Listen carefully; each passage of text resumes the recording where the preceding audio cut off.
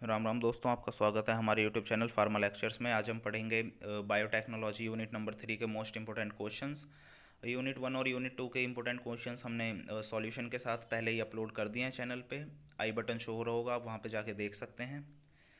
Unit 3 के important questions में पहला क्वेश्चन है define immunity and right its types in details.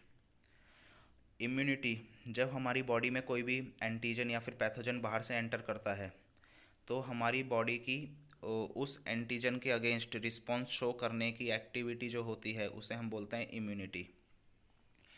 Immunity दो टाइप्स की होती हैं, इनेट इम्यूनिटी और एक्वायर्ड इम्यूनिटी। एक्वायर्ड इम्यूनिटी भी दो टाइप्स में क्लासिफाई किया फर्दर। पहला बेस्ड ऑन इफेक्टर मॉलिक्यूल्स के बेसिस पे, जिसमें ह्यूमोरल इम्यूनिटी आती है और सेल मीडिएटेड इम्यूनिटी आती है। उसी तरह मोड ऑफ डेवलपमेंट के बेसिस पे क्लासिफाई करते हैं एक्टिव इम्यूनिटी और पैसिव इम्यूनिटी में। सबसे पहले इनेट इम्यूनिटी क्या होता है? इनेट इम्यूनिटी का मतलब है वो इम्यूनिटी जो हमारी बॉडी में बर्थ से प्रेजेंट होती है। जब हम पैदा होते हैं तो हमारी बॉडी में जो इम्यूनिटी प्रेजेंट रहती है उसे हम बोलते हैं इनेट इम्यूनिटी। इसे हम कहीं से बाहर से बॉडी में ट्रांसफ़र नहीं करते।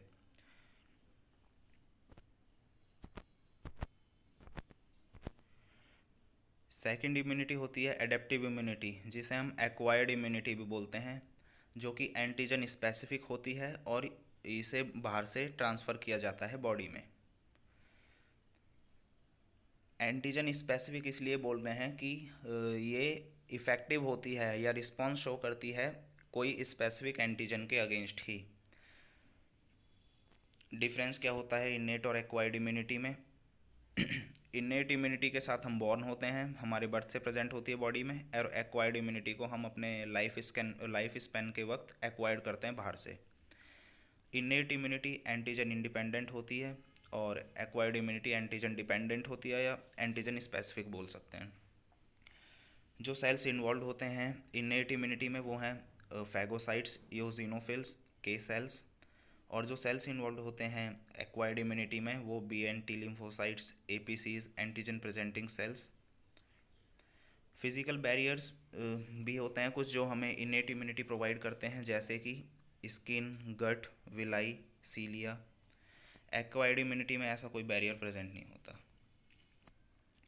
फिर है टाइप्स ऑफ एडेप्टिव इम्यूनिटी, जिसे हम दो सबसे पहले तो on the basis of effector molecules के बेसिस पे क्लासिफाई करते हैं, जिसमें आता है ह्यूमोरल इम्यूनिटी और cell mediated immunity.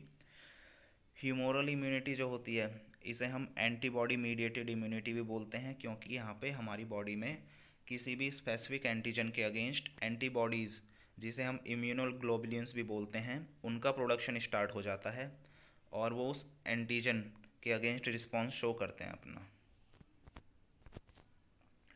Humoral immunity is mediated by B lymphocytes. इस टाइप की इम्यूनिटी में बी लिम्फोसाइट्स एक्टिवेट हो जाते हैं, जो कि इफ़ेक्टिव होते हैं against extracellular toxins, pathogens और पैरासाइट्स के अगेंस्ट।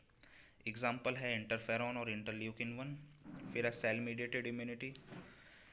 आप नाम से ही समझ सकते हैं यहाँ पे जो सेल हैं उसके थ्रू हमें इम्यूनिटी प्रोवाइड हो रही है, जैसे कि CTLS और मैक्रोफेजेस, जो डिस्ट्रॉय कर देते हैं एंटीजन को उसे डिटेक्ट करके।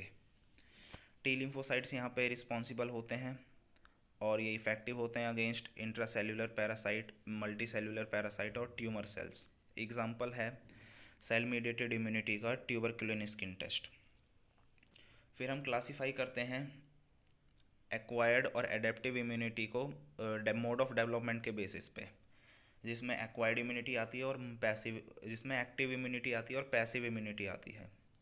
एक्टिव इम्यूनिटी का मतलब है वो इम्यूनिटी जिसमें हमारी बॉडी के अंदर ही प्रोडक्शन हो रहा है एंटीबॉडीज़ का, बाहर से हम एंटीबॉडीज़ नहीं ले रहे। एग्जाम्पल है vaccination for polio, hepatitis etcetera. Passive immunity में क्या होता है, हमारी बॉडी के अंदर प्रोडक्शन नहीं होता एंटीबॉडीज़ का, हम बाहर से एंटीबॉडी बॉडी में एक्वायर करते हैं हम। एग्जाम्पल है बर्थ के टाइम पे जो बेबी होता है वो अपनी मदर के मिल्क से या फिर प्लेसेंटा के थ्रू एंटीबॉडीज़ एक्वायर करता है, IgA एंटीबॉडी। क्वेश्चन नंबर 2 है जो बहुत ज़्यादा इंपॉर्टेंट है, वो है right a note on hyper sensitivity reactions and explain it's different classes. Hyper sensitivity reactions क्या होती हैं? जब हमारी बॉडी में जो इम्यून सिस्टम है वो नॉर्मल से ज़्यादा एक्टिवेट हो जाता है, तो अपने ही सेल्स और टिश्यूज़ को डैमेज करना स्टार्ट कर देता है, और इसी कंडीशन को हम बोलते हैं हाइपर सेंसिटिविटी। जो स्टडी होती है इन रिएक्शंस की, हाइपर सेंसिटिविटी रिएक्शंस की स्टडी को हम बोलते हैं इम्यूनोपैथोलॉजी। 4 टाइप्स की होती हैं hyper sensitivity reactions: type 1, type 2, type 3, type 4। Type 1 में आ जाते हैं जो इस टाइप की हाइपर सेंसिटिविटी रिएक्शंस में आईजीई एंटीबॉडीज़ एक्टिवेट हो जाती हैं। टाइम फॉर ऑनसेट क्या होता है, मतलब कितने टाइम पीरियड के अंदर ये रिएक्शंस अपना एक्शन शो करेंगी, हमारी बॉडी पे जो भी एडवर्स इफेक्ट होंगे वो कितनी देर में शो करेंगी, वो है विद इन 1 आवर। डिजीज़ क्या क्या कॉज हो सकती हैं इस टाइप की रिएक्शन से: systemic anaphylaxis, urticaria, asthma, hay fever, allergic conjunctivitis, food allergy, drug allergy. Mechanism क्या होता है इनका? जब हमारी बॉडी में एलर्जन आता है कोई, तो आईजीई एंटीबॉडीज़ एक्टिवेट हो जाती हैं और बाइंड हो जाती हैं मास्ट सेल से और वैसोफिल से। फिर अगर एलर्जन फिर से आता है हमारी बॉडी में, फिर से इंटरेक्शन होता है एलर्जन का एंटीबॉडीज़ के साथ, तो ये जो आईजीई एंटीबॉडीज़ होती हैं ये उस एलर्जन के साथ बाइंड करती हैं और क्रॉस लिंकेज फॉर्म करती हैं, जिसकी वजह से डीग्रैनुलेशन होता है और इन्फ्लामेटरी मीडिएटर्स जो होते हैं, जो इन्फ्लामेशन और एलर्जी के टाइम पे बॉडी से रिलीज़ होते हैं, हिस्टामाइन जैसे, वो प्रोड्यूस हो जाते हैं।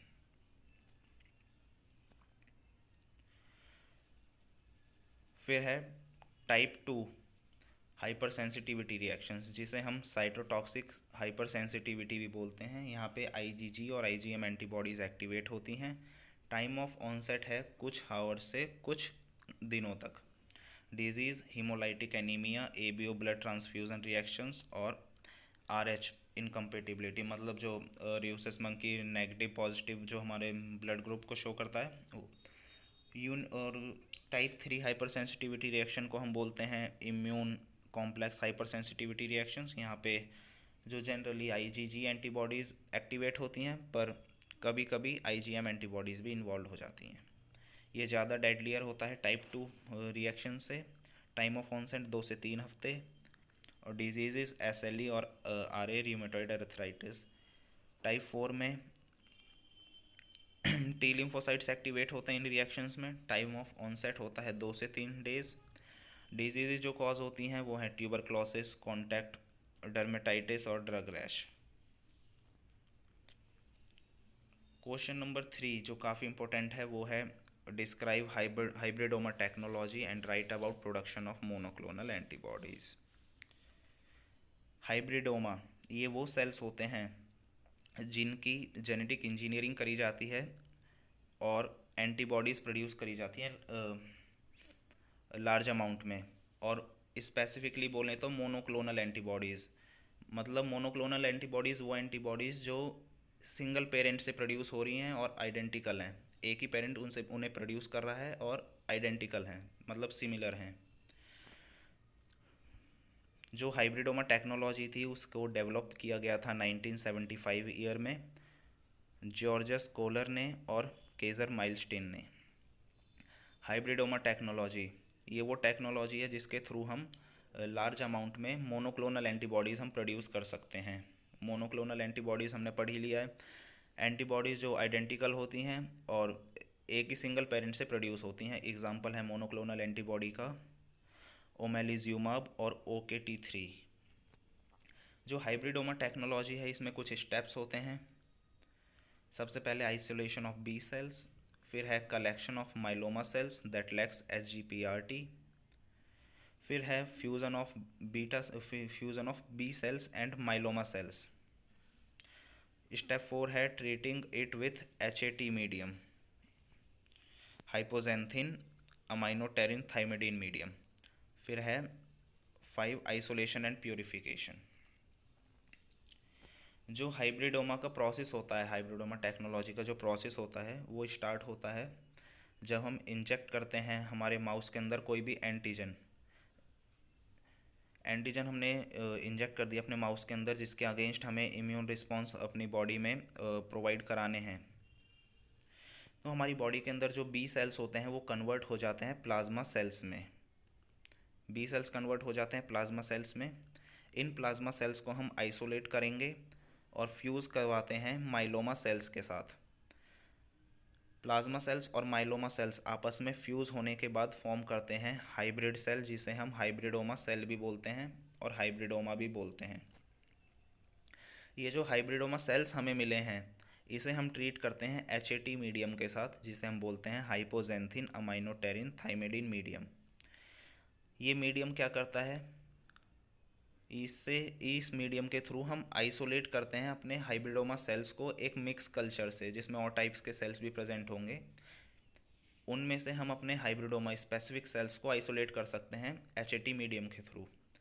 फिर लास्ट स्टेप क्या है, हमें अपने जो हाइब्रिडोमा सेल्स हैं वो मिल गए, उनका हम प्योरीफिकेशन कर लेंगे और बस प्रोडक्ट मिल गया हमें।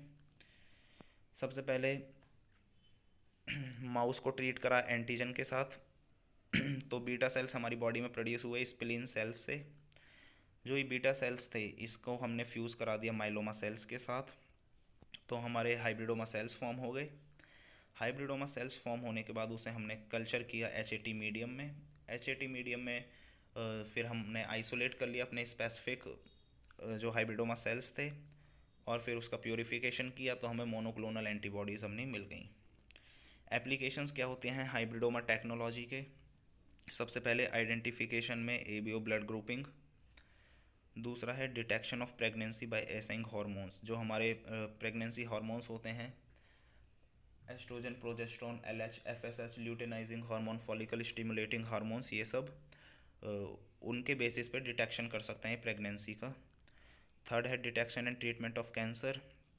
फोर्थ है प्रोडक्शन ऑफ मोनोक्लोनल एंटीबॉडीज़, अभी हमने प्रोड्यूस करी। फिफ्थ है ट्रीटमेंट ऑफ ऑटोइम्यून डिजीज़, मतलब जो हमारे इम्यून सिस्टम की वजह से ही जो हमें डिजीज़ कॉज हो जाती हैं, जैसे रीमोटॉइड अर्थराइटिस और माइस्थेनिया ग्रेविस। फिर आ जाता है क्वेश्चन नंबर 4। क्वेश्चन नंबर 4 में शॉर्ट नोट पूछे जाते हैं। 2-3 क्वेश्चन है, इंपॉर्टेंट हैं ये भी काफ़ी। पहला है ऑटो इम्यूनो सप्रेसेंट्स और इम्यूनो स्टिमुलेंट्स के बारे में बताओ। आप नाम से ही समझ सकते हैं, इम्यूनो सप्रेसेंट्स मतलब हमारा जो इम्यून रिस्पॉन्स है उसे ये सप्रेस कर रहे हैं। जितना रिस्पॉन्स प्रोड्यूस करना चाहिए नॉर्मली, उससे कम रिस्पॉन्स प्रोड्यूस करवाने के लिए हम इम्यूनो सप्रेसेंट्स का यूज़ करते हैं। अब हम इम्यूनो सप्रेसेंट्स का यूज़ क्यों करते हैं, तो हम इनका यूज़ उस टाइम पे करते हैं जब हम बॉडी में कोई भी ऑर्गन ट्रांसप्लांट करते हैं। जब हमने अपनी बॉडी में कोई भी ऑर्गन ट्रांसप्लांट किया तो जो हमारी बॉडी के जो इम्यून सेल्स हैं वो उसे फ़ौरन समझ के कि ये हमारी बॉडी के लिए एंटीजन है, उस पे उसके अगेंस्ट रिस्पॉन्स शो कर सकते हैं और उससे फाइट करेंगे, उसे रिजेक्ट भी कर सकते हैं। तो ऐसी कंडीशन में हम अपने इम्यून रिस्पॉन्सेस को कम कर देते हैं ऑटो इम्यूनो सप्रेसेंट्स ड्रग्स देके, जैसे कि एंटी मेटाबोलाइट्स, जिसमें एग्जांपल है मर्केप्टोप्यूरिन, ग्लूकोकॉर्टिकॉइड्स, डेक्सामिथासोन और कैल्सिन्यूरिन इनिबिटर्स और टोर इनिबिटर्स, सिरोलाइमस। फिर है इम्यूनो स्टिमुलेंट्स, मतलब इम्यूनो स्टिमुलेटर्स जो हमारे इम्यून रिस्पॉन्सेस को इंक्रीज़ कर रहे हैं। ये 2 टाइप्स के होते हैं, स्पेसिफिक इम्यूनो स्टिमुलेंट्स और नॉन स्पेसिफिक इम्यूनो स्टिमुलेंट्स। जो स्पेसिफिक इम्यूनो स्टिमुलेंट्स होते हैं ये किसी भी स्पेसिफिक एंटीजन के अगेंस्ट ही जो इम्यून रिस्पॉन्स होता है वो प्रोड्यूस करते हैं। एग्जांपल है जैसे कि vaccine. Non specific immuno stimulants ये एंटीजन स्पेसिफिक नहीं होते, ये हर टाइप के एंटीजन की जो भी फॉरेन हमारी बॉडी में एंटर करेगा, foreign particle, foreign material, foreign pathogen, उसके अगेंस्ट अपने रिस्पॉन्स शो करेंगे। एग्जांपल है एडजुवेंट्स। इम्यूनो स्टिमुलेंट्स के जो जनरल एग्जांपल्स हैं वो हैं इंटरफेरॉन्स, टेट्रामाइजोल जिसका लीवामाइजोल कैटेगरी है, और थैलिडोमाइड। क्वेश्चन नंबर 4 में फर्स्ट पार्ट हमने पढ़ा immuno suppressants and immuno stimulants, और सेकंड पार्ट आता है इम्यूनोग्लोबुलिन्स, जिसके हमें टाइप्स बताने हैं और उनके फंक्शंस बताने हैं। इम्यूनोग्लोबुलिन्स आप नाम से ही समझ सकते हैं, ये एंटीबॉडीज़ होती हैं जो कि प्रोटीन मॉलिक्यूल्स होते हैं, मतलब प्रोटीन्स के बने हुए होते हैं, और जो हमारे प्लाज्मा सेल्स होते हैं, वाइट ब्लड सेल्स, इन्हें प्रोड्यूस करते हैं वो। ये जो इम्यूनोग्लोबुलिन्स होते हैं ये हमें इम्यून रिस्पॉन्सेस प्रोवाइड करते हैं। जो हमारा एंटीजन है जो भी बॉडी में एंटर कर रहा है बाहर से, उसके साथ बाइंड कर देते हैं और उसका डिस्ट्रक्शन कर देते हैं, उसे किल कर देते हैं। इस तरह से ये हमें इम्यूनिटी प्रोवाइड करते हैं। इम्यूनोग्लोबुलिन्स 5 टाइप के होते हैं। सबसे पहले हम पढ़ेंगे IgA, जिसकी लोकेशन होती है म्यूकस मेम्ब्रेन में, फेरिंग्स के, सलाइवा, टीयर्स, मदर्स मिल्क और यूरिन, इन सब जगह पे ये प्रेजेंट होता है। परसेंटेज क्या होती है हमारे सीरम में? 15%। सीरम क्या है? जो हमारा ब्लड प्लाज्मा होता है उसके अंदर जब क्लोटिंग फैक्टर्स प्रेजेंट नहीं होते तो हम उसे बोलते हैं सीरम। फंक्शंस होते हैं IgA एंटीबॉडीज़ के, ये होम्योस्टेसिस को कंट्रोल करता है, ये स्ट्रक्चर है IgA एंटीबॉडी का। फिर है IgD एंटीबॉडी, लोकेशन होती है बीटा सेल्स के सरफेस पे, परसेंट क्या होता है सीरम में? 0.2%। फंक्शन होता है ये डिफ्रेंशिएशन करवाता है BNT लिम्फोसाइट्स का, स्ट्रक्चर आप देख सकते हैं। फिर है थर्ड IgE एंटीबॉडी, जिसकी लोकेशन है एक्सोक्राइन सिक्रीशंस, और परसेंट क्या होता है सीरम में? 0.004%। फंक्शन है इंटरमीडिएट करता है एलर्जिक रिस्पॉन्स को, एलर्जिक रिस्पॉन्सेस के टाइम्स पे ये प्रोड्यूस होता है और बाइंड हो जाता है मास्ट सेल्स के साथ, और जो इन्फ्लामेटरी मीडिएटर्स हैं जैसे कि हिस्टामिन, उन्हें रिलीज़ करवाता है। फिर है IgG एंटीबॉडीज़, लोकेशन है प्लाज्मा और टिश्यू फ्लूइड, परसेंट है सीरम में 75%, मैक्सिमम प्रेजेंट रहता है ये। फंक्शन है एक्टिवेट करता है कॉम्प्लीमेंट सिस्टम को और इफ़ेक्टिव होता है अगेंस्ट बैक्टीरिया, वायरसेस और टॉक्सिन्स। फिर है IgM एंटीबॉडीज़, जो कि प्लाज्मा में प्रेजेंट होते हैं और सीरम में 10% प्रेजेंट होते हैं। फंक्शन है इनका एक्टिवेट करते हैं कॉम्प्लीमेंट सिस्टम। तो दोस्तों इस वीडियो में बस इतना ही। वीडियो पसंद आई हो तो वीडियो को लाइक करें, शेयर करें, चैनल को सब्सक्राइब करें। और ये जो हम इंपॉर्टेंट क्वेश्चंस बना रहे हैं यूनिट 1, 2, 3 के तो बन चुके हैं, 4 और 5 के भी आपको जल्दी मिल जाएंगे। इन क्वेश्चंस को अगर आपने कर लिया तो 75 में से 60 अबव नंबर आने पक्के हैं।